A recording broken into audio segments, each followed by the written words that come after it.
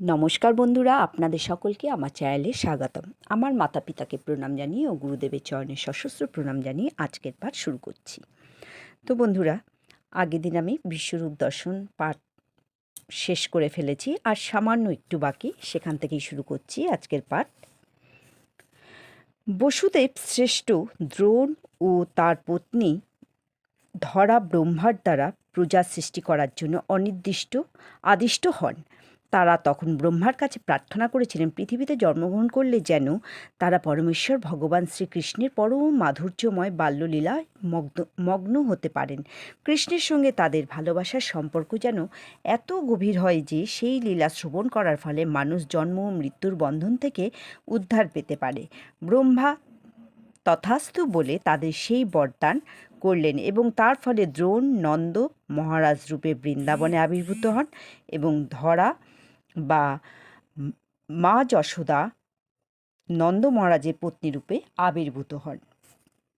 এইভাবে নন্দ মহারাজ এবং তার পত্নী যশোদা পরমেশ্বর ভগবানকে তাদের পুত্ররূপে প্রাপ্ত হয়ে তার প্রতি অনন্য ভক্তি লাভ করেন। সমস্ত গোপ এবং গোপাঙ্গনারাও কৃষ্ণের সঙ্গলাভে ধন্য হয়ে স্বাভাবিকভাবেই ভিন্ন ভিন্ন রসে তার প্রতি আসক্ত হন। এই ব্রহ্মার আশীর্বাদ পূর্ণ করার জন্য শ্রীকৃষ্ণ তার অংশ প্রকাশ বলরাম সহ আবির্ভূত হয়ে ব্রজবাসীদের দিব্য আনন্দ সমুদ্রে নিমজ্জিত করার জন্য তাদের বিবিধ বাল্যলীলা প্রকট করেন। ইতি লীলা পুরুষোত্তম শ্রীকৃষ্ণ গ্রন্থের বিশ্বরূপ দর্শন নামক অষ্টম অধ্যায় ভক্তি বেদান্ত তাৎপর্য সমাপ্ত হয়। তো বন্ধুরা, এরপর আমি ঠিক পরের নবম অধ্যায় পাঠ করছি, মা যশোদা কর্তৃক কৃষ্ণকে বন্ধন। এই অধ্যায়টি পাঠ করছি। এক সময় যখন দাসীরা নানা রকম গৃহকার্যে ব্যস্ত ছিল, তখন মা যশোদা নিজেই দধিমন্থন করতে শুরু করলেন এবং সেই দধিমন্থনকালে তিনি শ্রীকৃষ্ণের অদ্ভুত মাধুর্যমণ্ডিত বাল্যলীলা গান করছিলেন এবং এইভাবেই তার পুত্রের স্মরণ করে গভীর আনন্দে মগ্ন হচ্ছিলেন। দধিমন্থন করার সময় তার শাড়ির আঁচলটা তিনি শক্ত করে কোমরে বেঁধে নিয়েছিলেন। দধিমন্থনজনিত পরিশ্রমের ফলে তার সর্বাঙ্গ কম্পিত হচ্ছিল এবং তার পুত্রের প্রতি গভীর স্নেহবশত তার স্তন যুগল থেকে দুগ্ধ খরিত হচ্ছিল। তার হাতের ছুরিগুলিতে পরস্পর স্পর্শ মাত্রই কনকন শব্দ হচ্ছিল এবং কানের দুল ও পায়ের যুগল কম্পিত হচ্ছিল। পয়োধর যুগল কম্পিত হচ্ছিল। তার মুখমণ্ডলে শ্বেত বিন্দু দেখা দিচ্ছিল এবং তার মাথার ফুলের মালাটি ইতস্তত বিক্ষিপ্ত হয়ে পড়েছিল।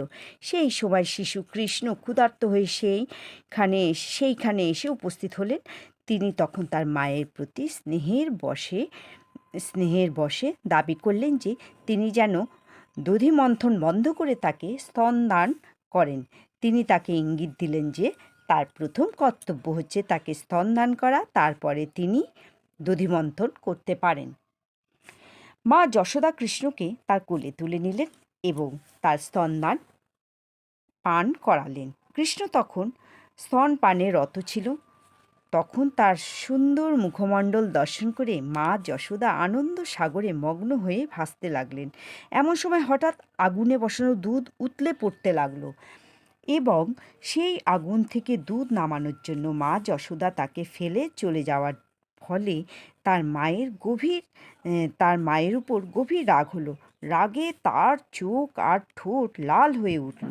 দাঁত দিয়ে কামড়ে একটা পাথরের টুকরো তুলে নিয়ে তৎক্ষণাৎ তিনি ননির ভাণ্ডটি ভেঙে ফেললেন এবং অশ্রুপূর্ণ নয়নে গৃহের এক কোণে বসে সেই ননি খেতে লাগলেন। ইতিমধ্যে দুধের পাত্রটি নামিয়ে রেখে মা যশোদা দধিমন্থন করে ফিরে এলেন। যে পাত্রে তিনি ননি তুলে রেখেছিলেন সেই পাত্রটিকে তিনি ভগ্ন অবস্থায় দেখলেন এবং তার শিশুপুত্রটিকে না দেখতে পেয়ে তিনি বুঝতে পারলেন যে এটি তারই কর্ম। তিনি স্মিত হাস্যে ভাবতে লাগলেন, ছেলেটা খুব চালাক। পাত্রটা ভেঙে শাস্তি পাওয়ার ভয়ে এখান থেকে পালিয়ে গেছে। কিছুক্ষণ খোঁজার পর তিনি দেখতে পেলেন যে একটা উপুড় করে রাখা উদুখলের উপর কৃষ্ণ বসে আছে এবং শিকায় ঝোলানো নুনির পাত্র থেকে নুনি নিয়ে সেগুলি বাঁদরদের খাওয়াচ্ছেন। তিনি দেখলেন যে তার কাছ থেকে এই দুষ্কর্মের জন্য শাস্তির ভয়ে কৃষ্ণ এদিক ওদিক তাকাচ্ছে। তিনি নিস্তব্ধে পিছন থেকে ধীরে ধীরে তার দিকে এগোতে লাগলেন, কিন্তু কৃষ্ণ তাকে দেখে ফেললেন এবং তৎক্ষণাৎ উদুখল থেকে লাফিয়ে পড়ে ভয়ে দৌড়ে পালিয়ে গেলেন। মা যশোদাও তাকে ধরবার জন্য তার পিছন পিছন ছুটতে লাগলেন। যোগীরা ধ্যানে যাকে পায় না সেই পরমেশ্বর ভগবানকে ধরবার জন্য মা যশোদা তার পিছন পিছন ছুটতে লাগলেন। পক্ষান্তরে বলা যায়, যোগী এবং বিজ্ঞানীরা অনেক সাধ্য সাধনা করেও যে পরমেশ্বর ভগবানকে পায় না, সেই ভগবানই একটি শিশুরূপে তার ভক্ত মা যশোদার সাথে খেলা করছিলেন। মা যশোদা দ্রুতগতিতে পলায়নের পর সেই শিশুটিকে প্রথমে ধরতে পারলেন না, কারণ তার কটিতট আর স্থূল শরীরের